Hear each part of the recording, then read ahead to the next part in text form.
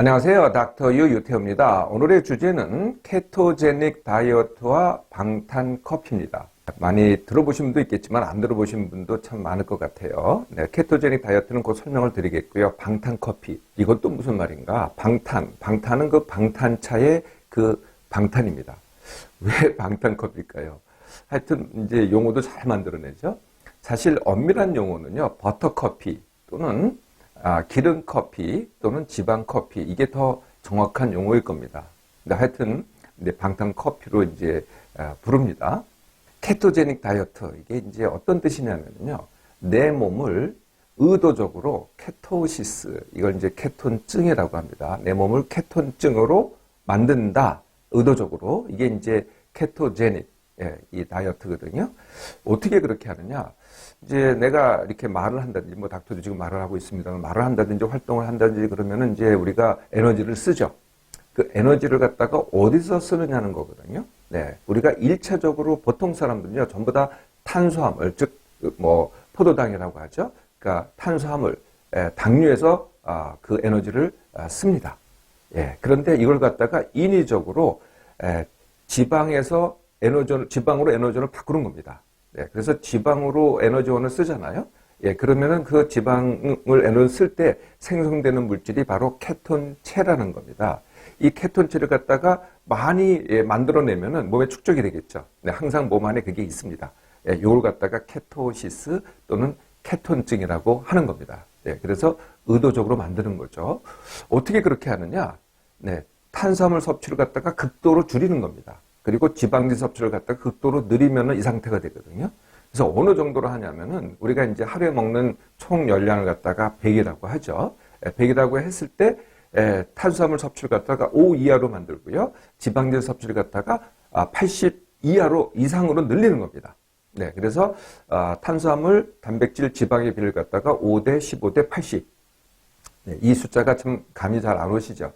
네, 그러면은 한국인의 보통 하루 섭취량이 어떠냐, 이걸 먼저 이렇게 판단해 보시면은 금방 비교가 되실 겁니다. 평균 한국인은요, 네, 2017년의 통계입니다. 국민건강영양조사의 통계인데요. 평균 한국인은 탄수화물로 62를 먹습니다. 단백질로 15를 먹고요. 그리고 지방질로는 23 정도를 먹습니다. 네, 그러니까 62를 먹던 탄수화물을 갖다가 5로 줄이고요. 네, 23을 먹던 지방질 갖다가 80으로 늘리는 겁니다. 엄청나죠? 네, 이게 이제 굉장히 하기가 굉장히 어려운 일입니다. 그런데요, 서양 사람들은 상대적으로 쉽습니다. 서양 사람들은 탄수화물, 단백질, 지방의 비가요, 40대, 30대, 30입니다. 네, 그래서 40에서 5로 내리고 30을 갖다가 80으로 늘리는 거거든요. 네, 상대적으로 쉽죠. 그래서 서양 사람들, 이 다이어트 자체가요, 그래서 서양 사람들이 만든 겁니다. 서양 사람들이 이걸 추종하는 사람들이 좀 더 많습니다. 이거랑 비슷한 게요, 과거에 유행했던 뭐 황제 다이어트, 애킨스라는 사람이 만들었기 때문에 애킨스 다이어트 이렇게 얘기하기도 하고요. 또 요즘 구석기 시대 다이어트라고 들어보셨어요? 구석기 시대 다이어트 아니면 팔레오 다이어트라고 하는데요. 이것도 또 거의 비슷합니다. 그리고 이제 우리나라 말로는 저탄고지 다이어트라고 그러죠. 저탄수화물, 고지방 다이어트라고 합니다.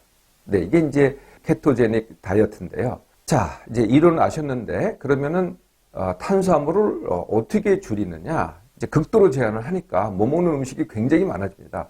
설탕, 음료, 이거는 절대 안 되고요. 또 곡류로 만든 것, 밥, 빵, 떡, 과자, 이런 게 다 안 되는 거죠.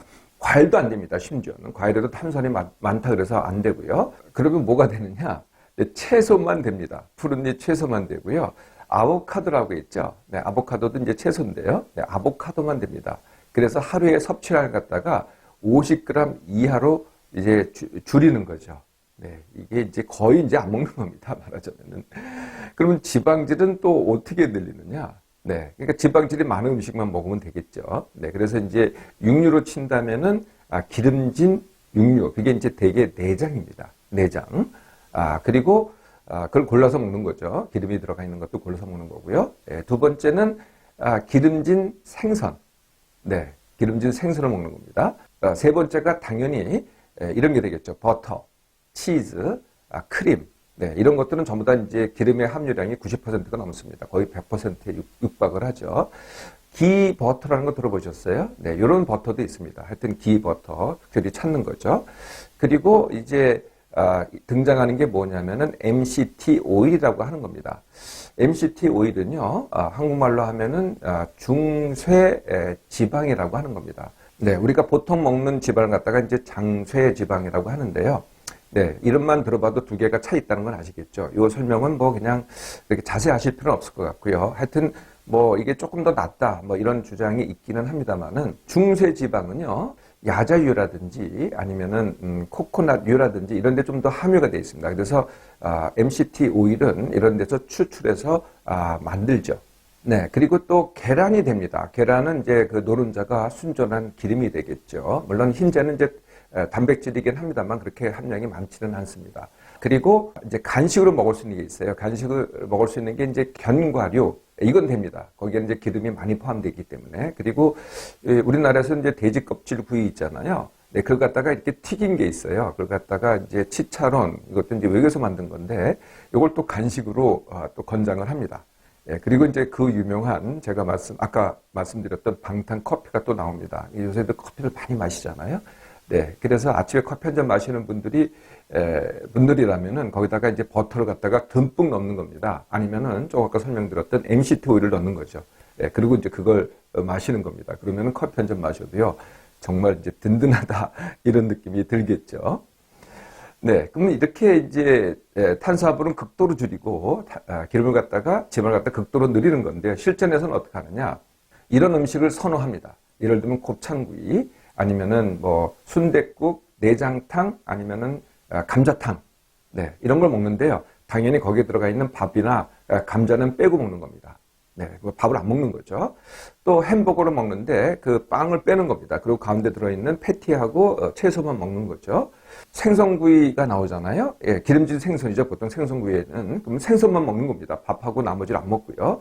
또 회를 먹어도 우리가 이제 광어회, 뭐 도미회 이런 거 먹는 게 아니고요. 연어회, 여기 기름이 많습니다. 먹어보시면 이제 고소합니다. 고소한 게 다 기름이거든요. 연어회라든지 참치 뱃살회라든지 이게 좀 상대적으로 고소하고 맛있기 때문에 좀 더 비싼 겁니다. 이걸 먹는 거죠. 삶은 달걀이나 계란말이는 됩니다. 근데 거기다가 이제 설탕 뿌려 먹거나 케찹을 발라 먹는 경우가 있잖아요. 그거는 이제 안 된다는 거죠.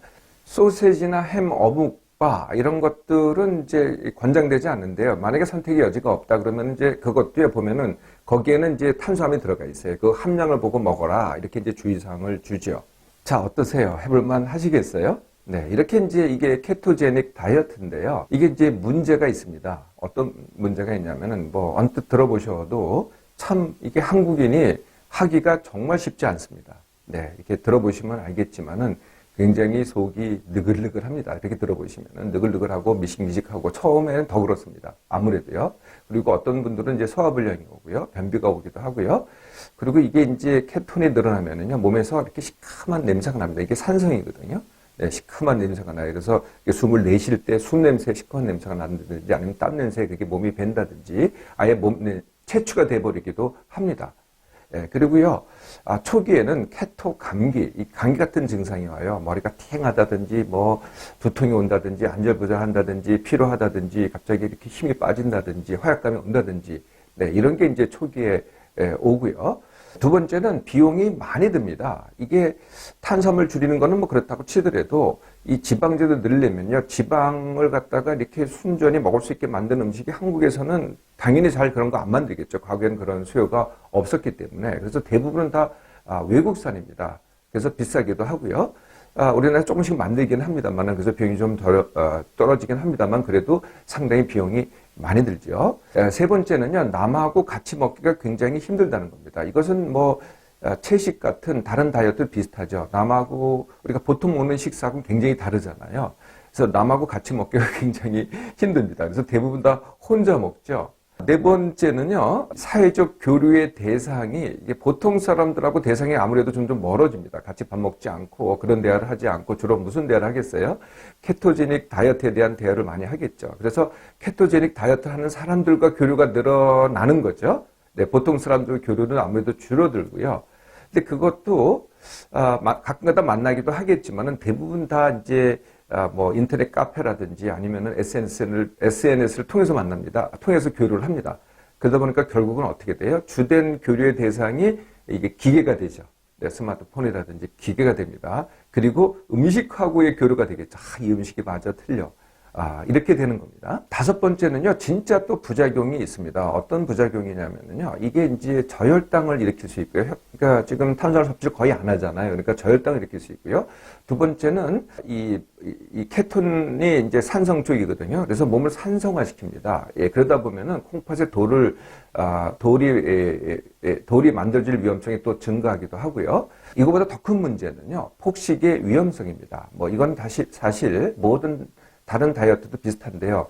억제 다이어트, 그러니까 식욕을 억제하는 다이어트의 공통점입니다. 그러니까 식욕을 억제하다 보면은 그것이 이제 한계에 다다르면은 폭발을 한다는 거죠. 이게 이제 폭발을 하면은 과식, 폭식으로 이어지죠. 네, 폭식으로 이어지면 그게 뭐겠어요? 그게 요요고 바로 또 증량이 됩니다. 이게 사실 더 큰 문제가 되겠죠.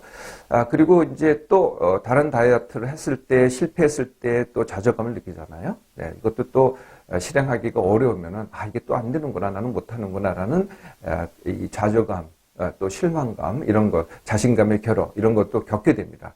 이런 것도 문제라고 할 수가 있겠죠. 그런데 굳이 따진다면은 또 이런 장점도 있을 수 있다고는 생각이 돼요. 그게 뭐냐면은 성취감과 소속감입니다.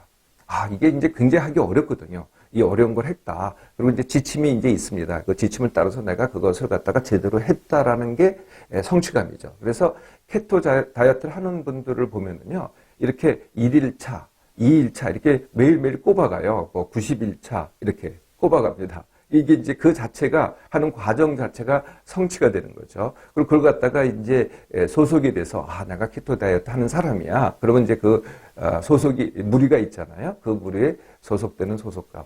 뭐 이게 이제 장점이라고 하면은 장점일 수가 있겠죠. 자, 그럼 가장 관심이 있는 과연 케토제닉 다이어트를 했을 때 감량이 되느냐? 이게 이제 가장 큰 관심이겠죠. 가장 감량의 가능성이 높은 게 이겁니다. 그게 뭐냐면은, 뭐 다른 지방질이 많은 음식을 먹었을 때 느끼는 게 뭐냐면 포만감입니다. 그리고 느끼함이 있잖아요. 네, 그것이 이제 크다 보면 어떻게 되겠어요? 다른 음식을 먹고 싶어 하는 욕구가 줄어듭니다. 네, 그래서 이제 음식을 갖다 전체를 먹고 싶어 하는 욕구가 줄어든다. 네, 이게 이제 가장 핵심적인 감량 효과라고 볼 수가 있어요. 기전입니다. 정말 그게 조금 이따 말씀드리겠습니다. 그래서 감량이 되느냐는 그다음 얘기고요. 두 번째 이론적인 기전이 있는데 그게 뭐냐면은 이제 탄수화물을 갖다 몸에서 이제 소화를 시키고 그걸 갖다가 열량으로 사용을 하잖아요. 에너지원으로. 그럴 때 또 다시 우리의 에너지를 씁니다. 네, 그래서 탄수화물을 갖다가 에너지로 쓸 때 하고 또 지방을 분해해서 다시 에너지원으로 쓰잖아요. 그럴 때 들어가는 에너지를 비교하면은 지방을 쓸 때가 좀 더 들어가긴 합니다. 근데 과연 이 차이가 감량의 차이를 만들 것이냐, 그건 상당히 회의적입니다. 그럼에도 불구하고 이게 이제 차이가 있다는 거죠. 또 이런 장점을 내세우기도 합니다. 인슐린 분비가 떨어진다. 그러니까 인슐린은 왜 필요하냐면은 탄수화물을 갖다가 소화시키고 몸에 저장하고 그걸 갖다가 지방으로 분해시키는데 필요한 거거든요. 근데 그거의 분비를 억제를 하니까 이게 또 장점이다. 네, 그런다고 과연 감량이 되느냐하고는 또 다른 문제긴 합니다만은 그게 이제 기존으로 제공되는 겁니다. 실제로요, 케토제닉 다이어트를 하면은요, 초기에는 특히 1일차에서 3일차까지는 감량이 잘 됩니다. 네, 그래서 굉장히 이게 정말 괜찮다 이런 생각이 들죠. 근데 이게 무슨 감량이냐면은요, 실제로는 물무게의 감소입니다. 네, 그래서 초기에 물무게의 감소가 일어나거든요. 제가 1일 금식을 권합니다. 네, 1일 금식을 제가 권하는 거 많이 들어보셨죠. 1일 금식할 때도 저는 감량하라고 1일 금식하라는 건 절대 아니거든요. 1일 금식이라는 걸 한번 체험해봐라. 근데 1일 금식할 때 보면 체중이 빠져요. 네, 근데 이게 기름 무게가 빠지는 게 아닙니다. 우리 관심사는 기름 무게 빼는 거잖아요. 그게 아니고 물무게가 빠집니다. 이게 왜 그렇게 될까요? 그 이유는 이렇습니다. 이제 몸에 음식이 안 들어오잖아요. 예, 몸에 음식이 안 들어오면은 우리 몸에 있는 탄수화물을 먼저 쓰겠죠. 우리 몸에 저장되는 탄수화물이 어느 정도냐면은 한 500g 정도 됩니다.